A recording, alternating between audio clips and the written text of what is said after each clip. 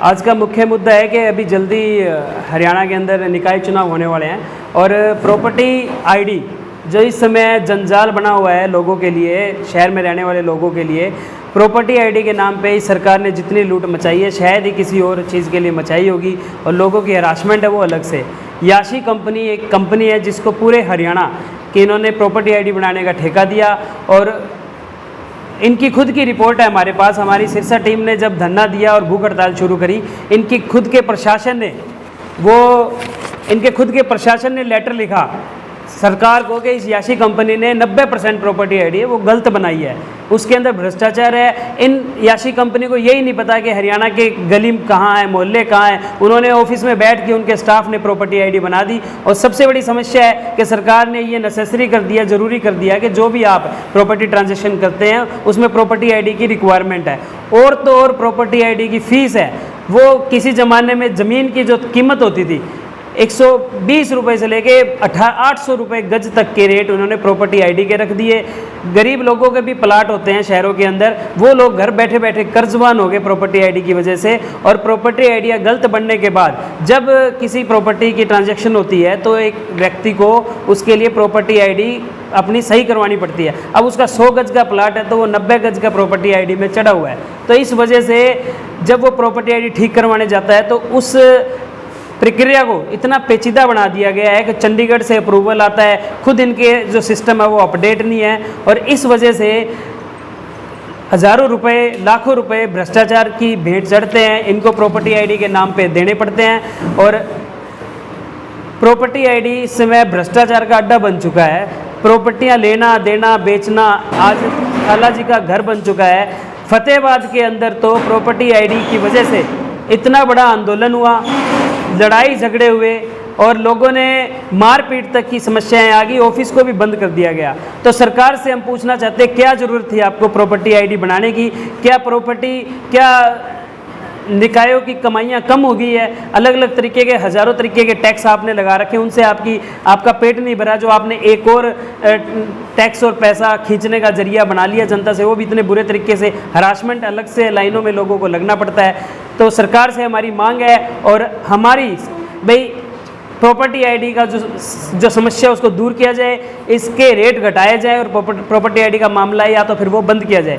हमारी जब सरकार आती है, नगर निकाय चुनाव भी आम आदमी पार्टी लड़ने जा रही है, तो हम इस प्रॉपर्टी आईडी के मामले को हाथों हाथ सुलटाएंगे और इस मामले के ऊपर इतना जो टैक्स इन्होंने लगाया उसको बिल्कुल कम करेंगे। कितने के लोगों की समस्याएं आपके सामने आई? हज़ारों लोगों की समस्याएं हैं जी। पिछले 3 महीने तक लगातार सिरसा टीम ने हमारे प्रोटेस्ट किया है इसको लेके, और उसके बाद 6 दिन की भूख हड़ताल पे बैठे हैं। तब प्रशासन की आंखें खुली और उन्होंने लेटर अपनी सरकार को लिखा कि इस मामले को सुलझाया जाए। अपना सामान MRP पर नहीं डिस्काउंट पर लो। और हिसार में डिस्काउंट कहाँ मिल रहा है ये जानो सेलट्रेंडिंग.com पर। विजिट सेलट्रेंडिंग.com, पहले कंपेयर करो फिर शॉप करो। गोपाल कांडा जी सिरसा से विधायक है, क्या उनका कुछ आपको सहयोग मिला है? कोई सहयोग नहीं है, वो आंखें मूंद कर बैठे, वो सिरसा में आते ही नहीं है। सिरसा में इतना बड़ा प्रोटेस्ट हुआ, उसके बाद भी उनमें से उनका कोई प्रतिनिधि हमारे पास नहीं आया। और हमारी टीम ने ये भी कहा कि जो सड़कें बनती है, जिन सड़कों को बार बार बनाकर कभी उनको सड़क को कंकर की बनाया जाता है, कभी ईंटों की बनाया जाता है, और उस पर भी भ्रष्टाचार है। उस पर भी उन्होंने मांग करी कि सूचना बोर्ड लगने चाहिए। तो सरकार ने कुछ सूचना बोर्ड लगाकर जिस पर इंफॉर्मेशन होती है कि किस अधिकारी ने बनाई है, कितने सालों तक इसका टेंडर उस अधिकारी के पास है उसको रिपेयर करने का, और कौन कौन से प्रशासन इसमें इंक्लूड है और किस ठेकेदार के अंडर आती है। अब उन्होंने वो बोर्ड हमारी मांग के ऊपर लगाने शुरू किया है। सर, इतने वक्त से आपका धरना वहाँ पे चल रहा था, डिप्टी CM सिटी है वो, मेरे को बताने की ज़रूरत नहीं है, तो उन्होंने भी कुछ ना कुछ तो ज़रूर देखा होगा।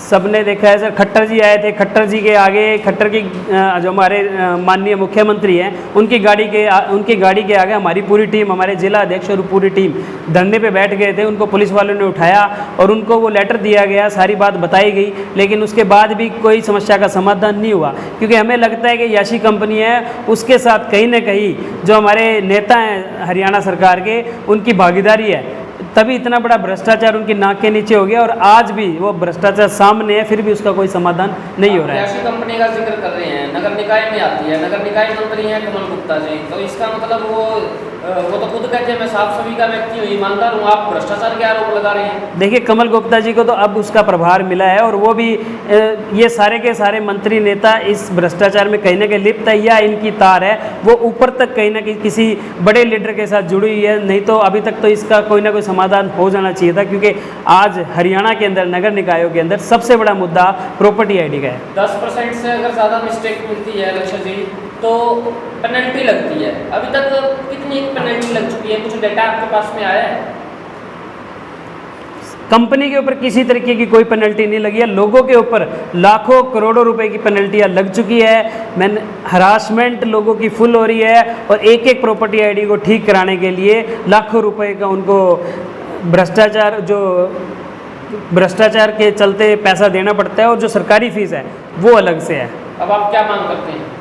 हम सरकार से मांग करते हैं जल्द से जल्द इस प्रॉपर्टी आईडी के मसले का समाधान किया जाए, वरना आम आदमी पार्टी इसके ऊपर बड़ा आंदोलन करेगी और आने वाले निकाय चुनाव में सरकार को इसका हिसाब देना पड़ेगा। लोग तैयार बैठे हैं, लोगों को जितनी हरासमेंट इस सरकार ने प्रॉपर्टी आईडी को लेकर की है उसका बदला आने वाले चुनावों में जनता लेने जा रही है और अब जनता के पास विकल्प भी आ गया है आम आदमी पार्टी के रूप में, ये भी सरकार समझ ले। बहुत बहुत धन्यवाद।